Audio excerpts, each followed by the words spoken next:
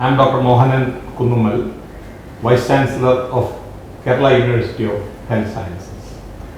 I am sitting in the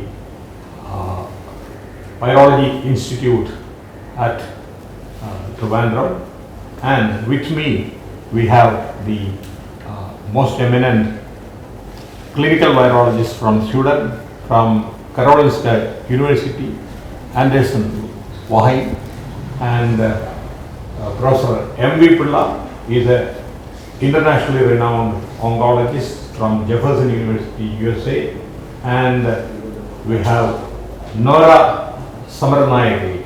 She is representing the Global Virus Network, and all the three people are here to help Kerala during this post-COVID situation where we are facing a lot of infections, viral problems, and the future pandemics. And to discuss with these three eminent professionals, we have Professor Raj Mohan. He is the Professor and Head of Public Health under Kerala University of Health Sciences. In fact, after COVID, the university has realized that the university must focus seriously on teaching, learning programs and research in the area of virology. And Global Virus Network is the biggest source for such academic programs. And the Virology Institute, currently in Trivandrum, has been established with the help of great professionals like Professor M.V. Pilla, who is with us, and with the support of Dr. Nora and many more people, and of course Professor Gallo, who was supposed to be here, but unfortunately he could not be here.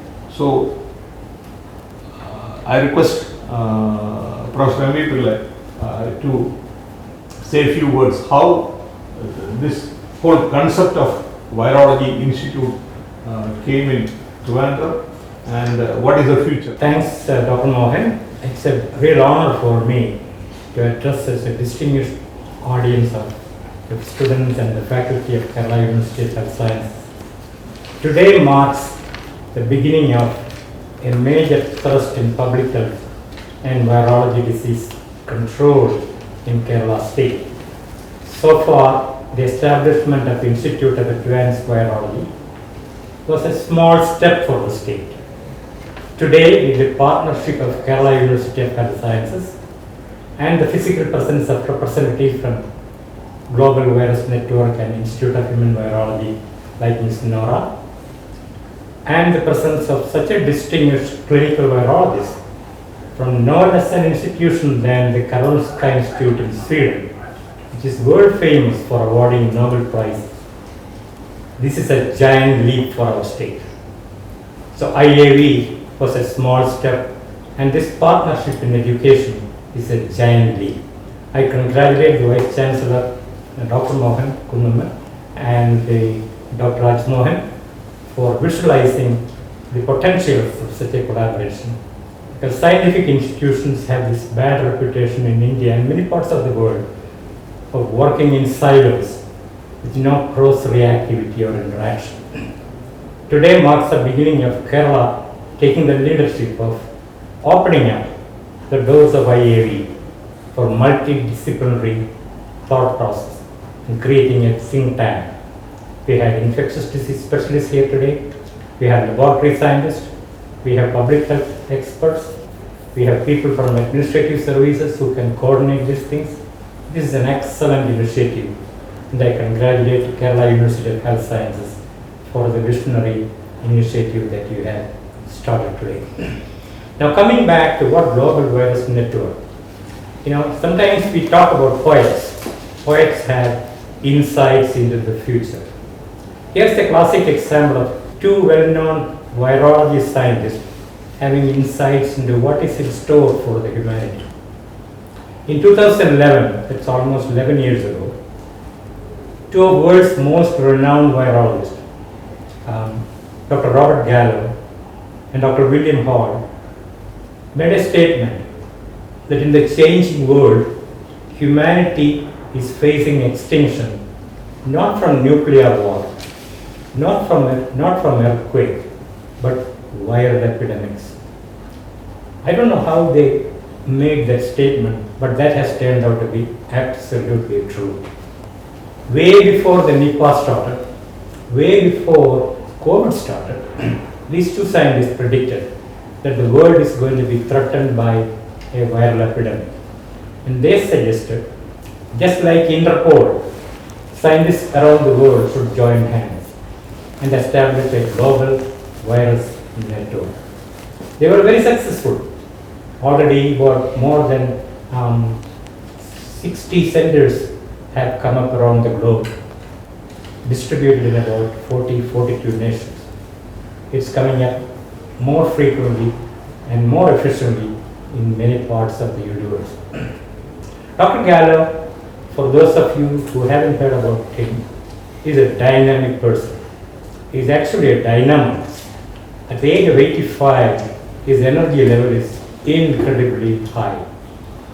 Dr. Gallo asked me, and I don't know why he chose me because I'm a professor of oncology, but I have the distinct honor to be the president of the Association of Kerala Medical Graduates, an organization of 4,000 plus doctors of Kerala heritage.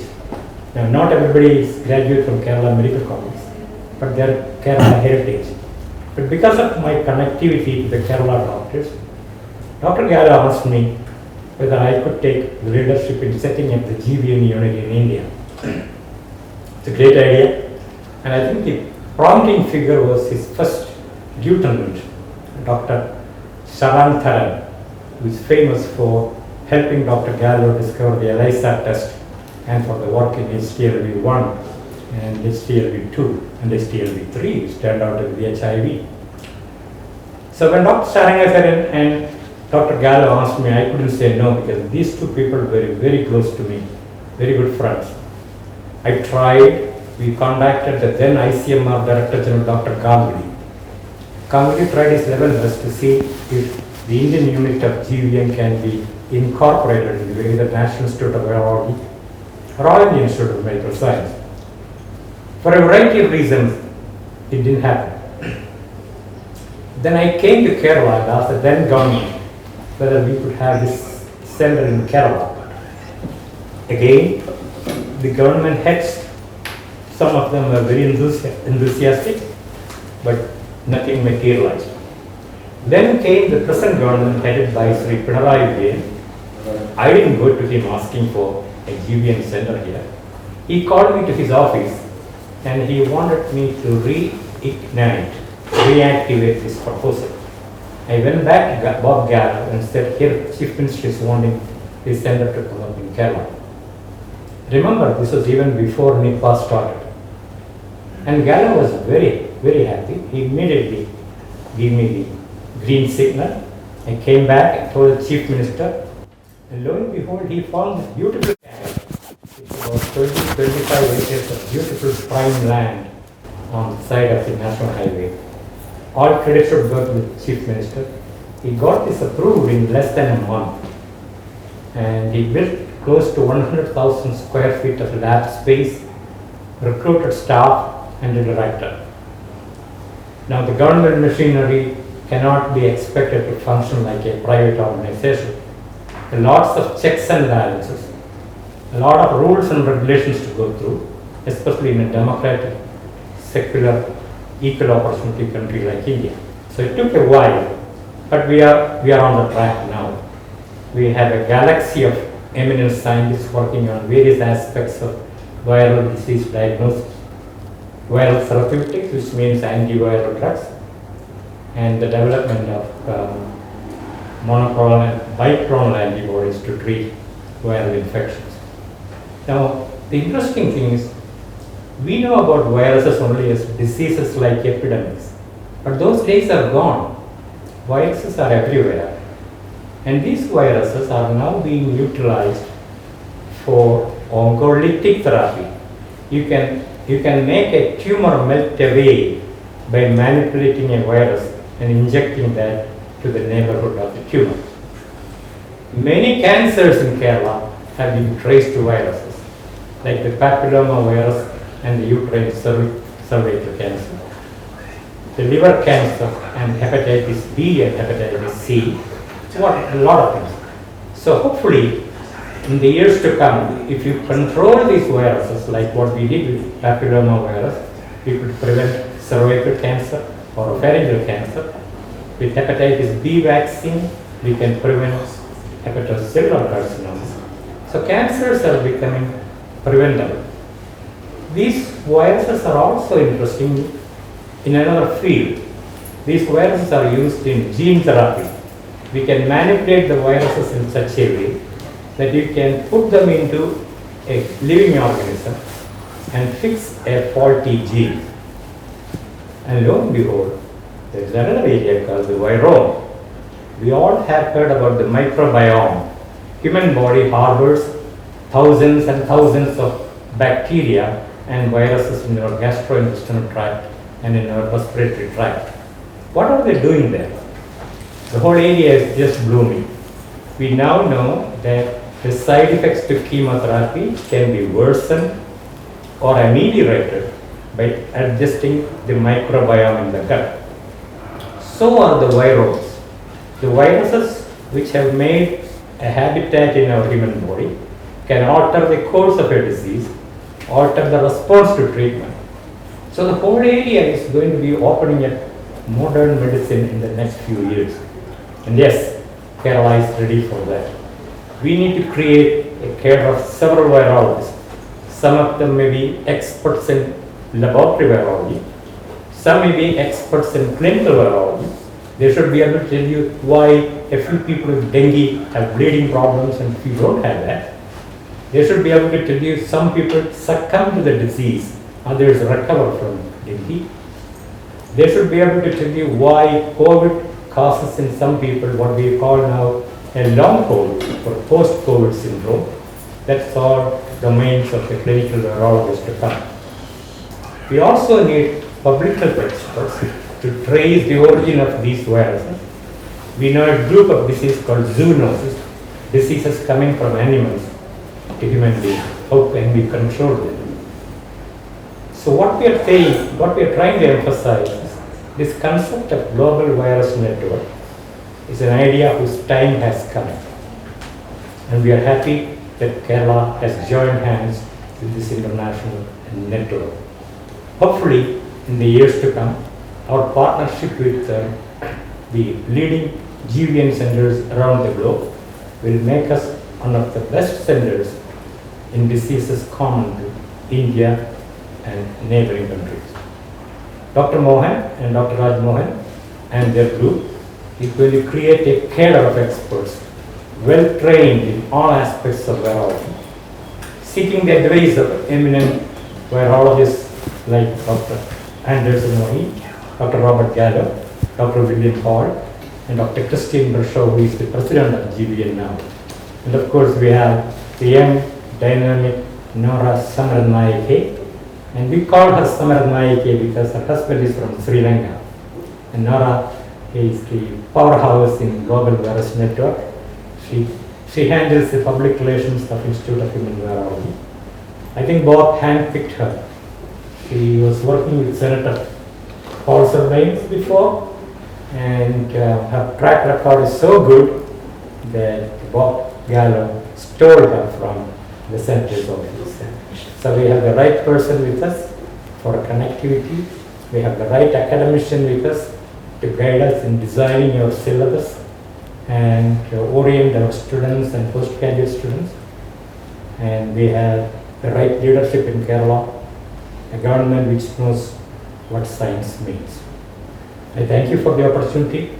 I congratulate all the people involved, and I wish you all the good luck. Thank you, sir.